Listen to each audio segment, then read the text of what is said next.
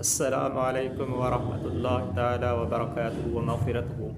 जीअं त हीउ बाबरकत महीनो रजबुल मुरज्जब हली रहियो आहे, हिन महीने जे मुनासिब साम्हूं कुझु विडिया ठाहिया आहिनि, पर अल्लाह तबारक व तआला खां दुआ आहे त अल्लाह तबारक व तआला हिन महीने जूं बरकतूं फ़ज़ीलतूं हर मुस्लमान खे अता फ़रमाए।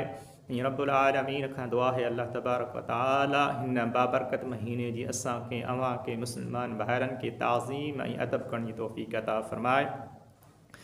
जीअं त हीउ महीनो गुनाहनि जो धोअण वारो महीनो आहे, जंहिंजे लाइ महबूबन सल्लल्लाहु तआला अलैहि वआलिहि वसल्लम जे प्यारे सोट सैयदना हज़रत अब्दुल्लाह बिन अब्बास रज़ियल्लाहु तआला अन्हु खां रवायत आहे त महबूबन करीमन सल्लल्लाहु तआला अलैहि वआलिहि वसल्लम जिन जो फ़रमान महबूबन करीमन सल्लल्लाहु तआला अलैहि वआलिहि वसल्लम फ़रमान था रजब जे पहिरें ॾींहं जो जेको माण्हू रोज़ो रखे थो, अल्लाह तबारक व तआला उन रोज़ेदार खे 3 सालनि जो कफ़ारो अल्लाह ताला ता फ़रमाईंदो आहे। यानी हिकु रोज़ो रखे अल्लाह तबारक व तआला 3 सालनि जो कफ़ारो ॾिए थो, ऐं 2 ॾींहंनि जो रोज़ो, ॿिए ॾींहं जो रोज़ो 2 सालनि जो कफ़ारो, ऐं 3 ॾींहं जो रोज़ो 1 साल जो कफ़ारो आहे।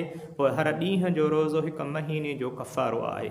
सो मुंहिंजा दोस्तो, हीउ बाबरकत महीनो भलाइनि, बरकतुनि ऐं रहमतुनि ऐं फज़ल ऐं बाज वारो आहे। अल्लाह तबारक व तआला खां दुआ आहे अल्लाह करीम हिन महीने जी असां सभिनी खे इज़्ज़त, एहतराम ऐं ताज़ीम करण जी तौफ़ीक़ अता फ़रमाए।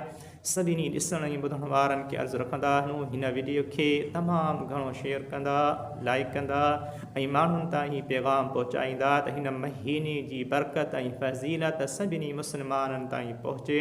वस्सलामु अलैकुम वरहमतुल्लाहि ताला वबरकातुहू व मग़फ़िरतुहू।